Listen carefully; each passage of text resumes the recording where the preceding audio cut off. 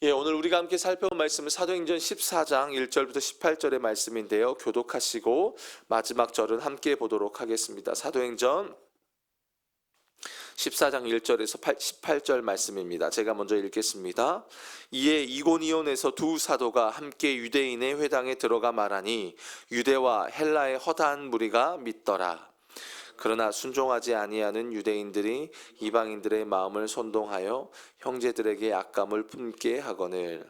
두 사도가 오래 있어 주를 힘입어 담대히 말하니 주께서 그들의 손으로 표적과 기사를 행하게 하여 주사 자기 은혜의 말씀을 증언하시니 그 시내의 무리가 나뉘어 유대인을 따르는 자도 있고 두 사도를 따르는 자도 있는지라. 이방인과 유대인과 그 관리들이 두 사도를 모욕하며 돌로 치려고 달려드니 그들이 알고 도망하여 루가오니아의 두 성 루스드라와 더베와 그 근방으로 가서 거기서 복음을 전하니라. 루스드라에 발을 쓰지 못하는 한 사람이 앉아 있는데 나면서 걷지 못하게 되어 걸어본 적이 없는 자라.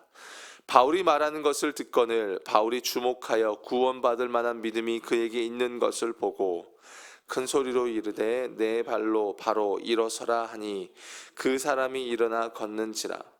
무리가 바울이 한 일을 보고 루가오니아 방언으로 소리질러 이르되 신들이 사람의 형상으로 우리 가운데 내려오셨다 하며 바나바는 제우스라고 하고 바울은 그 중에 말하는 자이므로 헤르메스라 하더라. 시외 제우스 신당의 제사장이 소와 화환들을 가지고 대문 앞에 와서 무리와 함께 제사하고자 하니 두 사도 바나바와 바울이 듣고 옷을 찢고 무리 가운데 뛰어 들어가서 소리질러 이르되 여러분이여 어찌하여 이러한 일을 하느냐. 우리도 여러분과 같은 성정을 가진 사람이라. 여러분에게 복음을 전하는 것은 이런 헛된 일을 버리고 천지와 바다와 그 가운데 만물을 지으시고 살아계신 하나님께로 돌아오게 함이라. 하나님이 지나간 세대에는 모든 민족으로 자기들의 길들을 가게 방임하셨으나 그러나 자기를 증언하지 아니하신 것이 아니니 곧 여러분에게 하늘로부터 비를 내리시며 결실기를 주시는 선한 일을 하사 음식과 기쁨으로 여러분의 마음에 만족하게 하셨느니라고. 다 같이요. 이렇게 말하여 겨우 무리를 말려 자기들에게 제사를 못하게 하니라. 아멘. 코로나 팬데믹 가운데 이제 다 끝났지만 그 가운데 수많은 교회들이 문을 닫았다고 말을 합니다. 갈수록 이제 교회를 개척하고 또 세워가는 것이 참 어려운 시대 속에 놓여져 있는 것은 분명한 것 같습니다. 저와 같은 목회자들이 이제 그 교회를 개척하거나 또 교회를 세워가고 사역을 할 때에 늘 이제 그 부분에 관심이 있죠. 근데 이런 과정 속에 목회자들이 착각하는 것들이 있습니다. 이렇게 좀 허황된 생각 속에 착각하고 빠질 때가 있습니다. 이게 뭐냐면 다들 은연중에 그런 마음이 있죠. 내가 교회를 세우면 이제 금세 부흥이 임할 거야 라는 그런 착각들이 있습니다. 전도하면 다 교회 올 거야. 말씀 전하면 은혜 받고 또 막 기도해주면 별의별 역사가 일어날 거야 라는 그런 착각 속에 빠질 때가 참 많이 있습니다. 물론 저도 그랬던 적이 있습니다. 개척을 해본 적도 있고 또 여러 사역들을 해본 적이 있는데 근데 어떠냐면 막상 뚜껑을 열어보면 현실이 어떻습니까? 녹록치가 않습니다. 전혀 쉽지 않습니다. 분명 목회자들은 하나님의 인도하심과 부르심과 그것 말씀을 따라서 또 순종하고 교회를 세워가죠. 그렇게 사역을 합니다. 그러면 하나님의 인도하심이 있으니까 그 사역에 당장 부흥이 임하고 뭔가 특별한 일들이 임할 거라고 착각을 하는 거죠. 근데 그렇지 않다라는 겁니다. 여러분 단기 선교 가보셨습니까? 제가 이제 전에 있었던 교회는 이렇게 단기 선교를 이렇게 매년 여름이면 이렇게 청년들이 함께 모여서 이렇게 자주 갔었습니다. 어떤 청년은 직장까지도 그만두면서 모든 것을 단기 선교에 초점을 맞추며 갑니다. 근데 준비할 때 그 마음가짐이요 얼마나 대단한지 모릅니다. 뜨거워요. 기도도 뜨겁고 내가 가서 이제 그 열방을 세계를 다 뒤집어 엎을 거야 라고 생각하고 이제 갑니다. 근데 막상 단기 선교 가면 어떻습니까? 믿는 영혼들이 뒤집어지기 전에 먼저 팀이 뒤집어집니다. 팀이 뒤집어져요. 관계로 다 깨집니다. 싸우기도 하고 시험도 들고 내가 저들에게 영향을 끼칠 거야. 근데 한 번도 가서 다 저는 그랬던 것 같습니다. 내가 영향을 끼치기 전에 그냥 내가 은혜를 끼치기 전에 내가 너무 많은 은혜를 받고 옵니다. 오히려 내가 저들을 섬기겠다고 가지만 저들이 더 섬김을 받는 경우들이 참 많은 것 같습니다. 여러분 이게 뭘 의미하는지 아십니까? 우리가 하나님의 일을 할 때에 정말 착각하면 안 되는 것이 있습니다. 우리의 모든 사역은 인정받는 것으로 가지 않는다. 결과물을 낳는 것으로 가지 않는다. 이걸 말하는 겁니다. 여러분 솔직히 한번 생각해 봅시다. 사역을 하다 보면 열매가 있을 때가 있습니다. 모든 순간이 다 열매를 맺지 않습니다. 중요한 것은 열매 맺는 그 열매가 여러분 내가 잘해서 맺는 열매입니까? 아니죠. 아니죠. 그렇게 생각하는 사람은 교만한 사람이고 금세 무너질 겁니다. 여러분 솔직하게 우리를 들여다봅시다. 우리가 정말 잘합니까? 아니죠. 우리가 잘하면 또 얼마나 잘할까요? 우리는 우리의 실력 없음을 인정해야 합니다. 우리는 아무런 실력이 없는 자들입니다. 또 여러분 어떻습니까? 사역을 하지만 열매가 없는 경우가 있습니다. 제가 한 5년을 목회해 봤는데 결국 이런 표현이 어떨지 모르겠어요. 그냥 그렇습니다. 몇 년을 헌신해도요. 어떤 목사님들은 그렇습니다. 수십 년을 헌신해도 성도 하나 안 늘어나는 분들이 있습니다. 그러면 또 어떻습니까? 안 늘어난다고 또 좌절합니다. 어떤 목사님이 그것도 교만입니다. 왜요? 내가 하면 뭔가 열매를 맺을 줄 알았는데 안 되니까 또 좌절하는 겁니다. 여러분 뭘 말하고 싶냐면 우리가 하나님의 일을 하는 데 있어서 가장 중요한 것은 얼마나 성과를 내느냐 이게 아니라 내가 지금 하나님의 뜻을 행하고 있느냐, 내가 지금 하나님의 이끄심 안에 있느냐 이거인 겁니다. 결과에 우리가 초점을 맞추면 우리는 100% 넘어집니다. 그렇게 설계되어 있습니다. 우리는 결과에 초점을 맞추는 것이 아니라 주신 것에 순종하며 나아가는 존재들이라는 겁니다. 오늘 본문을 여러분 한번 보십시오. 바울 사도가 1차 전도 여정이잖아요. 이 전도 여정을 이끄는 분이 누굽니까? 성령 하나님이십니다. 성령 하나님이 이끄셨다면 다 역사가 일어나야 되는 거 아닙니까? 그렇죠? 근데 오늘 본문을 보세요. 어제 본문부터 흐름이 보면 두 사도가 비시디의 안디옥의 사역을 마무리합니다. 어제 본문을 보면 여러분 쫓겨납니다. 그렇게 멋지지 않아요. 그런데 이 바울 사도가 딱 보면요, 저는 이 과정이 참 멋진 것 같아요. 어제 본문에 보면 바울과 바나바가요 정말 쿨하게 어떻게 합니까? 발에 티끌을 떨어버리고 그냥 이고니오로 넘어가 버립니다. 너무 쿨하죠. 이들은 사역의 열매를 목적으로 가지 않습니다.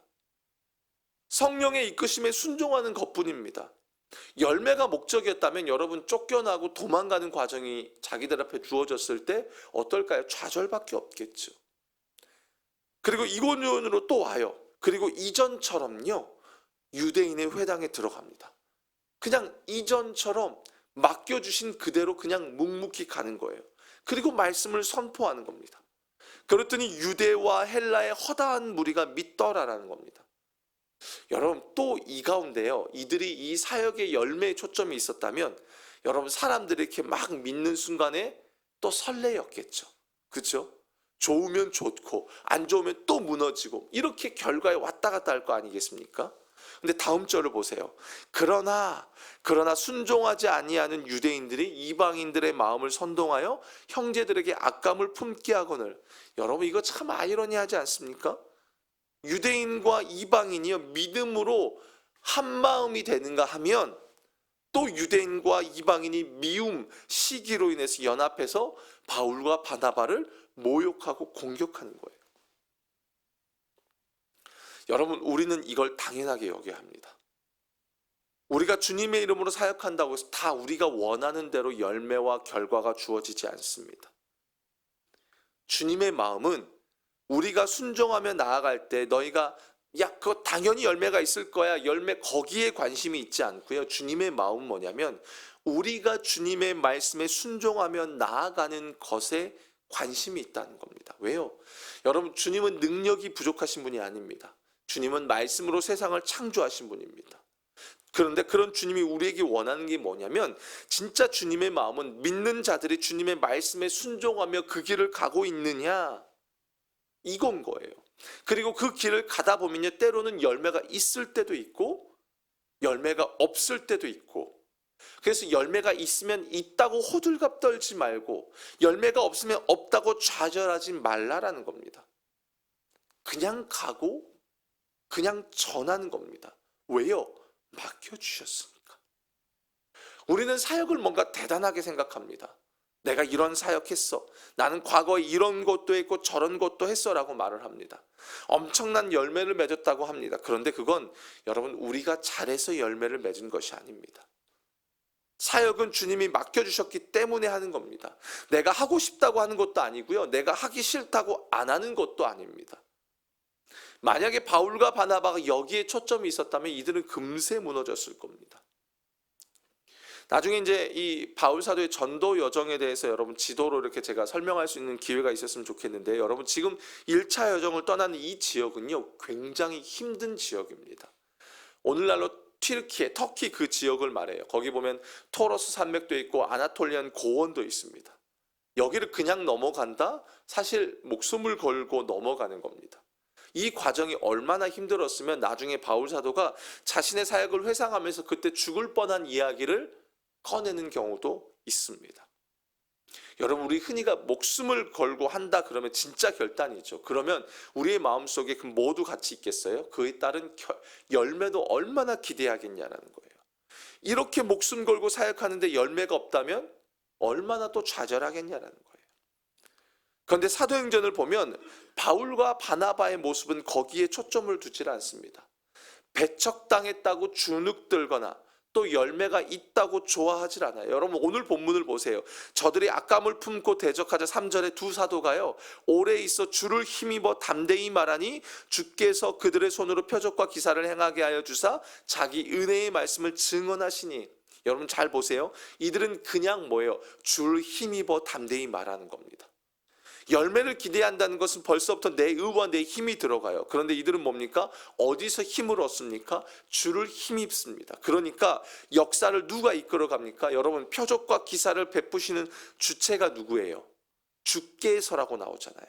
그죠? 이들은 그저 자기의 은혜의 말씀을 증언했을 뿐이라는 겁니다.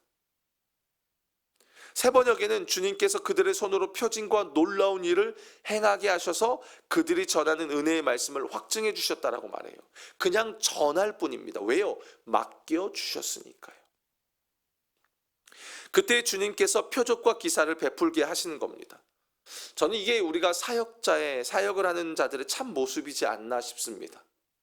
주를 힘입어 은혜의 말씀을 증거하는 것, 내가 먼저 그 은혜를 누리고 증거하고 주께 힘을 얻으며 때를 얻든지 못 얻든지 맡겨진 것을 감당하는 것, 이게 사역의 기본이라는 겁니다. 그렇게 바울과 바나바가 맡겨진 사역을 감당합니다. 그런데 결과가 무리가 나뉘죠. 따르는 무리도 있고 돌로 치려는 무리들이 있습니다. 그래서 결국 바울이 어떻게 해요? 또 루스트라와 더베로 또 가는 겁니다. 루스트라에서도요, 그냥 성경에서 다른 이야기를 하지 않아요. 그냥 사역을 한 겁니다. 그 가운데 눈에 보여지는 나면서부터 걷지 못한 자가 있어요. 그 사람이 바울의 눈에 들어와요. 그 사람은 바울이 말하는 걸 듣고 바울은 그 사람 안에 구원받을 만한 믿음이 있는 것을 보면서 선포하는 겁니다. 그리고 안진뱅이가 일어나는 거예요. 근데 그 가운데 어떤 일이 벌어집니까? 이 지역에 여러분 헬라 문화권이다 보니까 우상 숭배가 굉장히 심한 곳입니다. 바울과 바나바를 통해서 기적이 일어나니까 이 사람들이 루가오니아 방언으로 막 소리를 질러요. 저도 이렇게 가만히 표준어를 쓰는 것 같다가 급한 상황이 되면 전라도 사투리가 탁 나와요. 마치 그런 것처럼. 그러면서 바나바를 제우스로, 바울을 헤르메스라고 부르면서 이 두 사람을 제사 지내려고 하는 거예요. 여러분, 많은 무리가 둘러싸고 여러분의 사역을 칭찬한다면 어떨까요? 여러분 기분 좋을까요? 안 좋을까요? 좋죠. 좋죠. 저도 사역 칭찬해주면 좋습니다. 근데 두 사도가 어떤 반응을 보이는지 아십니까? 여러분 왜 이러십니까? 나는 신이 아니라 여러분과 똑같은 사람입니다. 내가 왜 이렇게 복음을 전하는지 아십니까? 이런 게 정말 헛된 것입니다. 헛된 일을 버리고 천지와 바다와 그 가운데 만물을 지으시고 살아계신 하나님께로 돌아오게 하기 위해서인 겁니다 하면서 이렇게 말리면서 제사를 지내지 못하게 하는 겁니다. 우리가 하나님의 이 일을 할 때에 가장 경계해야 되는 것이 바로 이것인 줄로 압니다. 이건 목회자만이 아닙니다. 모든 그리스도인들이 다 경계해야 합니다. 왜냐하면요, 우리가 하는 모든 일이 여러분 다 하나님의 일이기 때문입니다. 바울과 바나바처럼 세계에 나가야만, 선교를 해야만 하나님의 일을 하는 게 아닙니다. 여러분, 지금 우리 모두 각자는 다 하나님의 일을 하고 있는 겁니다. 그런데 사람이라는 존재가 일이 잘 되면 거기에 너무 쉽게 도취당합니다. 사람들의 환호, 칭찬, 또 내가 하는 일이 잘 풀리면 어깨가 자연스레 올라갑니다. 바울과 바나바가 참 귀한 것이 여기에 있습니다. 신속하게 제지해버립니다.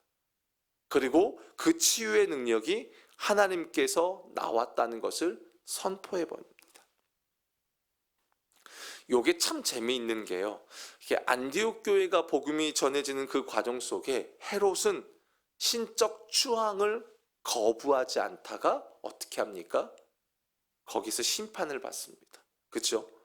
그런데 바울과 바나바는 환호에 도취하지 않고 그냥 증언하는 자로서 책임을 다할 뿐이라는 겁니다. 그러면서 이방인들에게 걸맞는 메시지를 전하는 겁니다. 바울의 전도 여정은 굉장히 귀한 겁니다. 그것 때문에 오늘날 우리가 지금 이렇게 있는 것입니다. 그런데 그 일을 감당하는 바울은 거기에 함몰되거나 도취당하지 않습니다. 그 사명의 중대함과 무게감은 너무 잘 알고 있습니다. 그래서 바울이 사도행전 20장 24절에 보면 내가 달려갈 길과 주 예수께 받은 사명 곧 하나님의 은혜의 복음을 증거하는 일에 나의 생명도 조금 더 귀한 것으로 여기지 않겠다라고 이야기하는 거예요. 이 사역의 무게감은 알지만 그렇다고 그 일을 감당하는 자기 자신을 바울 사도는 어느 한순간도 특별하게 여기지 않았다는 겁니다.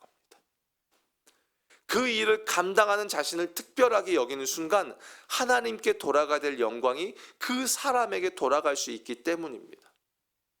여러분, 우리는 충분히 그럴 여지가 있는 존재예요. 저는 목사이지만 목사가 특별하다고 생각하지 않습니다. 흔히 목사를 제사장 이렇게 표현하는데 그렇지 않습니다. 우리는 만인이 제사장입니다. 그렇죠? 우리는 특별하지 않습니다.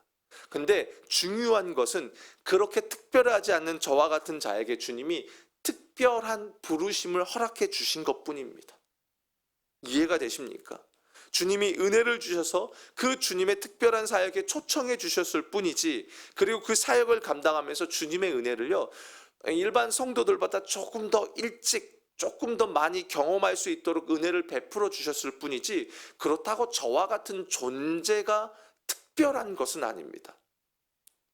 물론 여러분들이 목회자들을 특별하게 대해 주시는 이유가 하나님의 일을 맡고 있기 때문에 긍휼히 여기는 마음으로 대해 주시는 거죠. 귀하고 감사하죠. 그러나 맡고 있는 자들이 갖춰야 할 마음은 도취당하는 것이 아니라 묵묵히 감당하며 가는 겁니다. 뭔가 열매를 바라고 성과를 기대하며 가는 것이 아니라 순종함으로 가는 것입니다. 사랑하는 여러분, 우리는 교회에서 여러 사역들을 감당합니다. 그 사역들이 참으로 귀하고 특별합니다.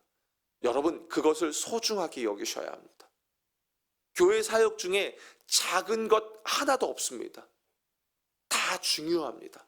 그런데 그렇다고 여러분 자체가 대단하다라고 생각하지는 마십시오. 주님이 은혜를 주셨으니까 여러분에게 맡겨주신 것이고, 그렇기 때문에 충성하시고, 그렇기 때문에 성실함으로 감당하시길 바랍니다. 주님이 아니라 그 사역 자체가 여러분의 자랑이 된다면, 그래서 그 사역으로 인해서 여러분이 도취에 빠지는 순간 그 모든 것이 주님의 영광을 가리는 것이 될 것입니다. 지금 바울과 바나바의 여정이 그렇게 흘러가는 겁니다. 이들은 오직 주님과 자신과의 관계, 그리고 그 주님이 맡겨주신 것을 감당할 뿐입니다. 그래서 결과에 연연하지 않습니다. 믿음의 길을 갈 때 여러분 다 좋지 않습니다. 내가 원하는 대로 결과도 나오지 않습니다. 그럼에도 거기에 절망하지 않고 좌절하지 않는 유일한 비결은 나는 그저 주님이 맡겨주신 것에 순종하고 충성하는 자라는 자기 인식에 있습니다. 열매가 내가 원하는 대로 나오지 않아도 감사하고 열매가 많아도 겸손해지는 우리의 삶이 되었으면 좋겠습니다. 이건 저에게도 마찬가지입니다. 여러분, 특별함과 평범함, 그리고 맡겨주신 것에 묵묵히 감당하는 것과 도치당하지 않는 것, 이것이 예수를 믿는 자들이 갖추어야 될 이 시대 가운데 우리에게 필요한 마음이지 않을까라는 생각을 합니다. 이 시간 우리 기도 제목 한 가지를 붙잡고 우리 마지막으로 기도하며 나아갔으면 좋겠습니다. 주님, 우리 또한 주어진 것에 묵묵히 감당하며 살아가는 자가 되게 해주십시오. 어려움이 오고 내 뜻대로 펼쳐지지 않는다고 좌절하지 않고 또 잘 된다고 교만하지 않게 해주십시오.